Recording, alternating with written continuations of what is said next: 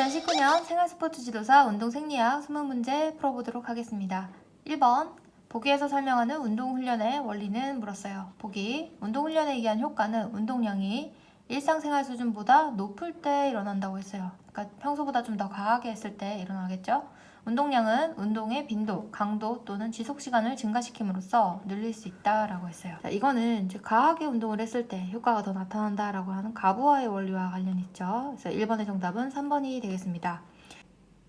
1번 가역성의 원리는 운동을 안 하면 다시 예전으로 돌아간다는 거예요. 그래서 왜 우리 헬스장 같은 데 가면은 엄청 근육 펌핑 해놨다가 좀 한 몇 달 쉬고 오면 다시 그 근육이 다시 쪼그라들잖아요. 그래서 운동을 안 하면 다시 원래로 돌아간다라는 게 가역성의 원리. 2번 개별성의 원리는 그 운동을 하는 사람의 개인적 특성에 맞게끔 이렇게 운동 훈련을 짜는 거예요. 그리고 3번은 가부와 과하게 하는 거. 4번 특이성의 원리는 운동을 하는 특정 목적에 따라서 유산소 시스템 운동을 더 할지 무산소 시스템 운동을 할지 그래서 목표에 맞춰서 이제 훈련을 하는 거예요. 그래서 1번 정답은 3번 가부의 원리가 되겠습니다. 2번 근섬유의 형태에 따른 특성으로 적절하지 않은 것을 물었어요. 자, 근섬유는 속근섬유와 지근섬유가 있죠. 그래서 이제 지근은 좀 더 오랫동안 우리가 보통 유산소 운동을 한다고 하면 지근을 주로 쓰고 속근은 무산소 운동을 할 때 주로 쓰죠. 그래서 1번 지근은 속근에 비해 모세혈관 밀도가 높다라고 했어요. 맞아요. 지근이 속근에 비해서 미마모가 더 뛰어나요. 미토콘드리아 수, 마이오글로빈 함량, 모세혈관 밀도에서 미음이 들어간 미마모 이렇게 세 개는 다 지근이 속근에 비해서 높아요. 그래서 모세혈관 밀도가 높다라는 것은 맞고요. 2번 지근은 속근에 비해 미토콘드리아 수가 많다. 맞죠? 미마모에서 미 있죠. 자, 3번 속근은 지근에 비해 ATP아제 활성도가 높다라고 했어요. ATP아제 활성도가 높으면 그만큼 ATP를 빨리 분해해서 근수축을 할 수 있는 에너지를 빨리 만들 수 있겠죠. 그래서 3번도 맞아요. 4번 속근은 지근에 비해 피로에 대한 저항성이 높다라고 했어요.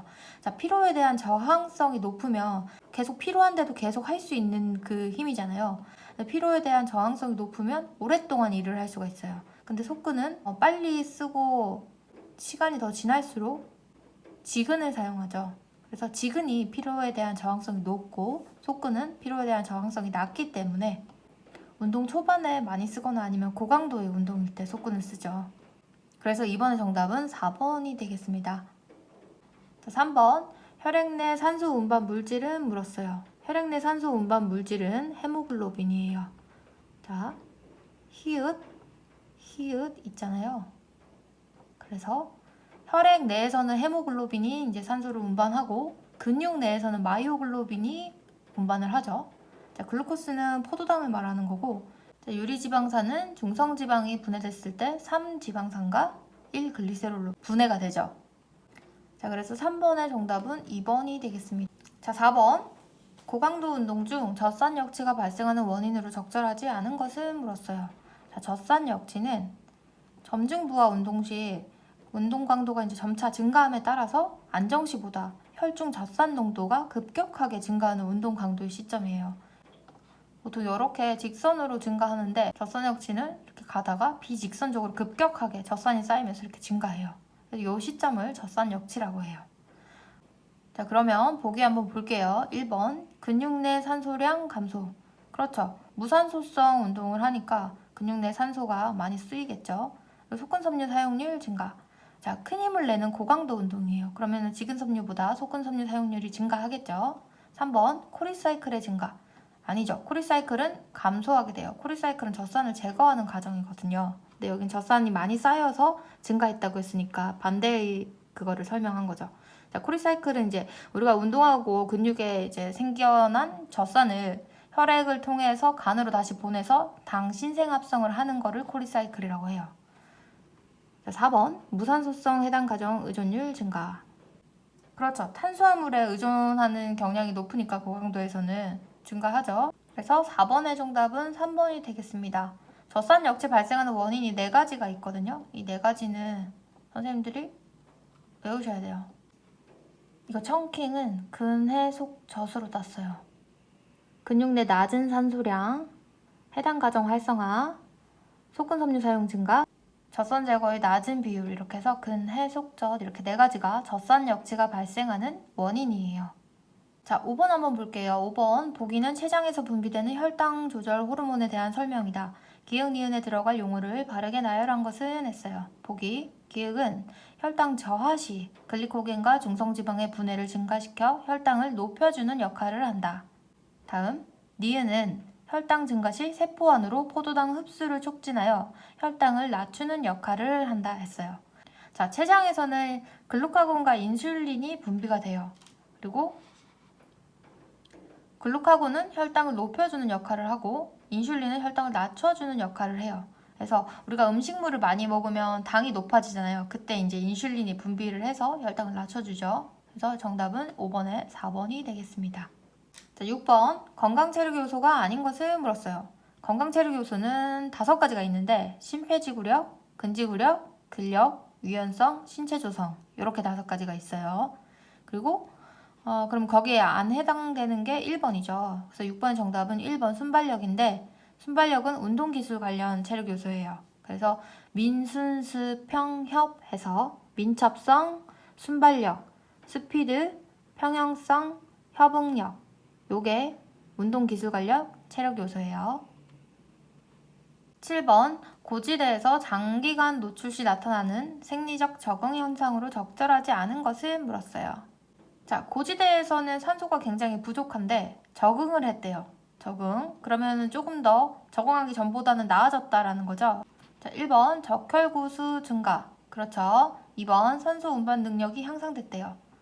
3번 모세혈관 밀도 감소. 자, 모세혈관 밀도는 증가하겠죠. 적응을 했으니까 더 좋아져야죠. 그래서 3번은 증가. 값도 틀렸어요.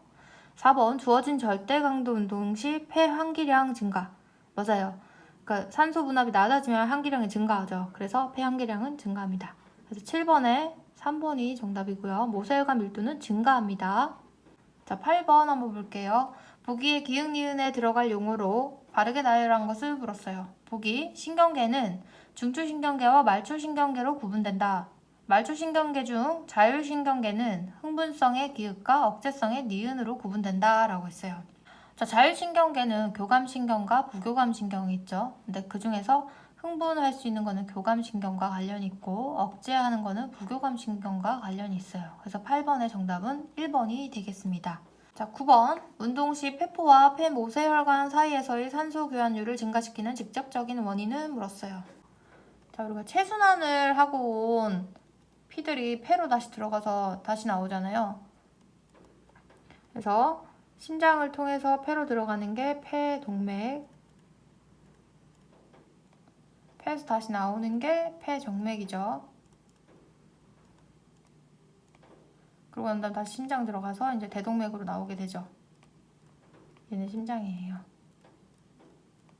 자, 근데 우리가 체순환을 거쳐서 이제 폐동맥으로 갈 때는 이산화탄소 분압이 매우 높아요. 왜냐면 몸을 순환하면서 체내를 순환하면서 찌꺼기들을 다 모아왔기 때문에 이제 이산화탄소 분압은 높고 그리고 산소 분압은 낮아요. 산소 분압은 낮아요. 그리고 난 다음 폐에 들어가서 낮은 산소 분압 때문에 얘 산소를 더 줘야겠다 이렇게 해서 산소를 팡 이렇게 충전해서 나와요. 그래서 폐 정맥에서는 산소 분압이 다시 높아져요. 산소 분압이 높아져서 이 높은 산소 분압은 다시 심장을 통해서 대동맥으로 나올 때 똑같은 비율로 높게 갖고 있겠죠. 그래서 9번에 폐포와 폐모세혈관 사이에서 산소 교환율을 증가시키는 직접적인 원인은 폐동맥의 낮은 산소 분압 때문이에요. 그래서 9번의 정답은 1번이 되겠습니다. 자, 10번 보기에 제시된 근수축 과정을 단계별로 바르게 나열한 것을 물었어요. 자, 우리가 근수축하는 과정은 일단 신경 자극이 들어와야 돼요. 너 이제 운동할 거야 라고 신경 자극을 보내면 그게 가로세관이라는 T관이라고 T자 모양으로 생긴 대로 들어가서 이제 활동 전이를 일으켜요. 그래서 이제 근형질 세망에서 칼슘이라는 걸 방출을 해서 칼슘이 트로포닌이랑 결합을 하면 트로포마이오신 위치가 변화하고 그러면 액틴과 마이오신이 결합을 해서 십자형 가구가 형성돼서 근수축이 일어나는 거예요. 그래서 여기 보면은 처음에 신경 신경 끝에서 축삭 종말에서 아세틸콜린이 방출이 돼서 그 다음에 근육세포의 활동 전이가 발생하고, 이거는 가로세관에서 발생하는 거죠. 그 다음에 근형질세망, 칼슘 저장한 주머니죠. 여기서 칼슘 이온이 분비가 되고, 그 다음에 ATP 분해에 따른 근세사 할주가 시작되겠죠. 그래서 10번의 답은 3번이 되겠습니다. 디귿, 기귿, 니은, 리을. 이 근수축 과정은 잘 봐야 돼요. 자, 11번 운동 시 비훈련자의 심혈관계 변화로 적절하지 않은 것은 물었어요. 1번 최대 강도까지 운동 강도에 비례해서 심박수 증가. 맞아요. 내가 운동을 안 했던 사람인데 막 강도를 계속 높이면 심박수가 미친듯이 뛰겠죠. 최대 강도까지 운동 강도에 비례해서 심박출량 증가. 자, 심박수가 증가하니까 심박출량도 증가하겠죠. 심박출량은 1회 박출량 곱하기 심박수입니다. 자, 3번 최대 강도까지 운동 강도에 비례해서 1회 박출량 증가라고 했어요. 자, 이게 틀렸죠. 자, 1회 박출량. 한 번에 그러니까 내뿜을 수 있는 그 피 양이 심실에서 나오니까 그 심실의 크기가 있을 거 아니에요. 근데 그 크기가 미친 듯이 계속 커질 수는 없어요. 적절한 크기에서 최대로 커졌다가 거기서 더 이상 더 커질 수 없는 거죠. 그래서 1회 박출량은 VO2 max 40%까지만 커져요. 그래서 3번이 정답입니다. 4번 최대 강도까지 운동 강도에 비례해서 동정맥 산소차가 증가한다. 맞죠? 그래서 11번의 정답은 3번입니다. 12번 보기에 제시된 운동 단위에 대한 설명 중 옳은 것을 있는 대로 고른 것은 물었어요. 보기, 기억, 하나의 운동신경과 그 신경에 의해 지배되는 근육 섬유들로 정의된다. 니은, 운동신경에 연결된 근섬유수가 많을수록 큰 힘을 내는데 유리하다. 디귿, 자극 비율이 낮은 근육은 정교한 움직임에 적합하다라고 했어요. 자, 운동 단위에 대한 설명이 여기 나와 있는데요. 자, 기억, 니은, 디귿 다 맞는 얘기예요. 자, 이렇게 나오고 이게 무엇이냐라고 물으면 정답은 운동 단위예요. 자, 운동 단위는 운동신경 하나에 근섬유 수들이 여러 개가 이렇게 딱 있는 거예요. 그래서 근섬유 수가 많으면 많을수록 큰 힘을 낼 수가 있겠죠. 그래서 이거 맞고 이거 맞고. 자, 자극 비율은 한 개의 신경 자, 한 개의 신경분의 근섬유수예요. 그래서 자극 비율이 높으면 근섬유수가 많은 게 높겠죠. 그래서 자극 비율이 높을수록 큰 근육이에요. 그래서 대근이에요. 대근. 그래서 자극 비율이 낮으면 소근이겠죠. 소근. 그래서 소근은 정교한 움직임, 뭐 피아노 치거나 글씨 쓰기 이런 정교한 움직임에 적합하겠죠. 그래서 기억, 니은, 디귿이 다 맞는 12번의 정답은 4번이 되겠습니다. 자, 13번 호흡 교환율이 보기와 같을 때의 생리적 현상에 대한 설명으로 가장 적절한 것은 물었어요. 자, 보기 호흡 교환율이 0.8이네요. 자, 호흡 교환율 R은 VO2분의 VCO2예요. VO2분의 VCO2. 자, 호흡 교환율 R은 VO2분의 VCO2인데 산소 소비량에 대한 이산화탄소의 생성 비율을 말하는 거예요. 그래서 호흡 교환율 0.7일 때는 100% 지방을 쓴다고 하고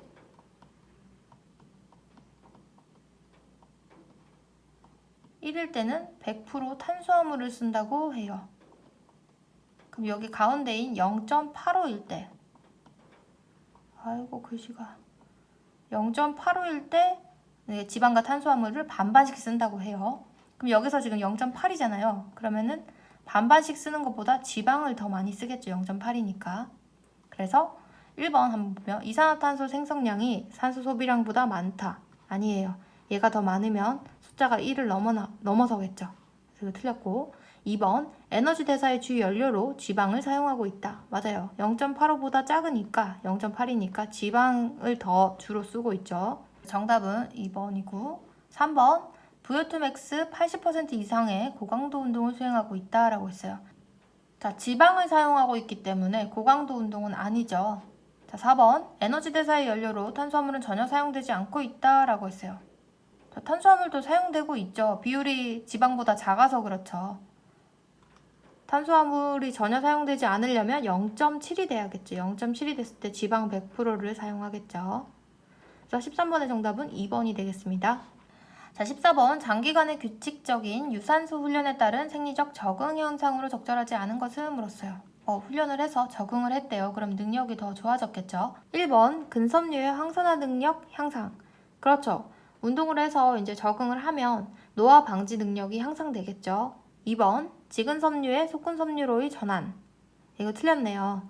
자, 섬유는 섬유끼리 이제 그게 기본적인 자기가 갖고 있는 속성을 바꿀 수는 없어요. 그래서 직은 섬유는 계속 직은 섬유, 속근 섬유는 계속 속근 섬유.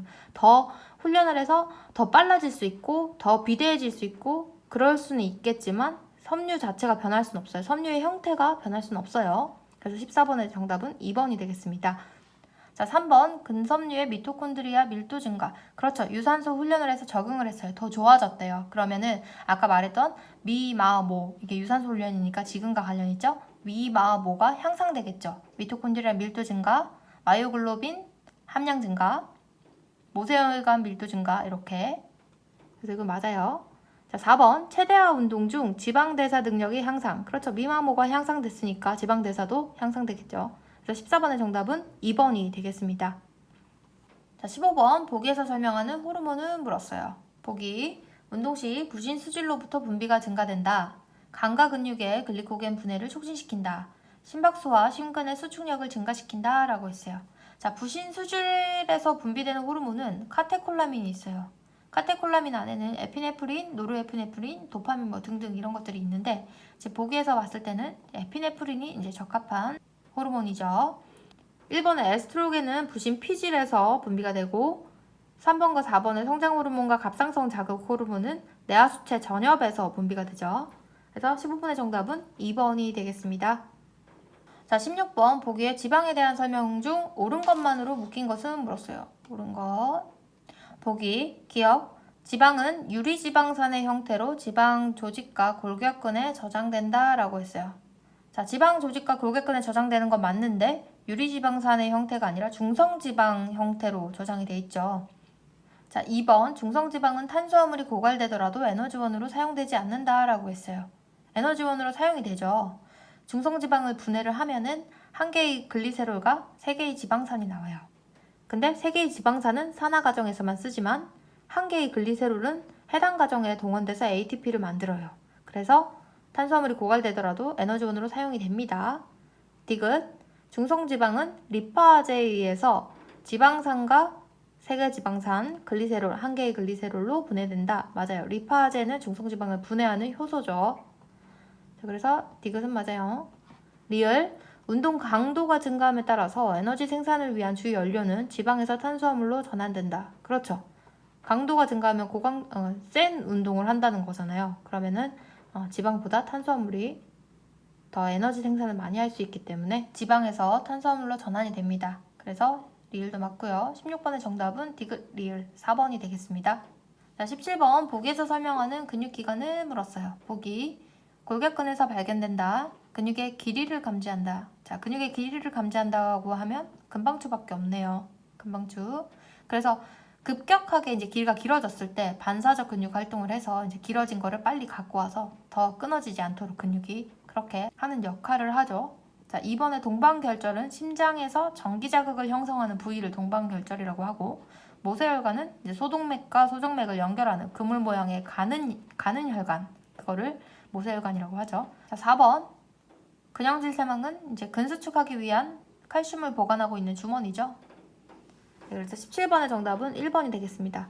자, CF 하시고 선생님들이 금방추와 골직원 기관이라고 또 세트로 많이 나오는 게 있어요. 골직원 기관. 골직원 기관은 증가하는 장력을 감지하는 거예요. 얘는 길이를 감지하잖아요. 얘는 장력을 감지해서 더 큰 힘을 내서 이제 손상되는 걸 막기 위해서 과도한 장력 발생을 억제하는 역할을 하는 게 골직원 기관이에요. 자, 이것도 알고 가시고. 자, 18번 한번 볼게요. 운동 후 초과산소 섭취량이 발생하는 원인을 적절하지 않은 것은 물었어요. 자, 운동을 하면은 혈압이 증가하죠. 젖산도 증가하죠. 체온도 증가해요. 그래서 이 증가한 얘네들을 다 감소시키고 제거시키기 위해서 이제 초과산소 섭취량이 발생을 하죠.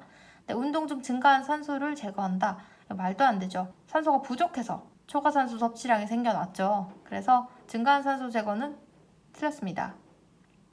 18번의 정답은 4번이겠죠? 자, 19번 보기에서 설명하는 용어는 물었어요. 보기. 심실이 수축할 때 배출되는 혈액의 양이라고 했어요. 자, 심실이 수축할 때 한 번 빡 나오는 그 피 양이 일회 박출량이라고 하죠. 자, 확장기말 혈액량과 수축기말 혈액량의 차이. 이것도 일회 박출량이라고 하죠. 자, 심박수와 일회 박출량이 합쳐지면 심박출량이고, 분당 향기량은 1회 호흡량 곱하기 분당 호흡 빈도수를 분당 환기량이라고 하죠. 최대 산소 섭취량은 최대로 섭취할 수 있는 산소의 양을 말하죠. 자, 마지막 문제입니다. 화이팅 하시고 20번 보기에서 설명하는 에너지 시스템은 물었어요. 보기. 순간적인 고강도 운동을 위한 주요 에너지 시스템이라네요. 운동 시작 시기에 가장 빠르게 에너지를 생산하는 방법. 그렇죠. 가장 빠르게 에너지를 생산하는 방법은 ATP PC 시스템이죠. 그래서 정답은 1번이 되겠습니다. ATP PC 시스템은 역도나 높이뛰기, 20m 달리기 등과 같은 10초 내의 단시간 고강도 운동을 이제 ATP PC 시스템을 사용해서 쓰죠. 그리고 무산소성 해당 가정과 젖산 시스템은 이제 무산소성 가정으로 이제 400m 달리기나 이런 것들이 있고, 산화적 인산화는 유산소성 시스템으로 마라톤 같은 경기가 있겠죠. 20번의 정답은 1번이 되겠습니다. 수고하셨습니다.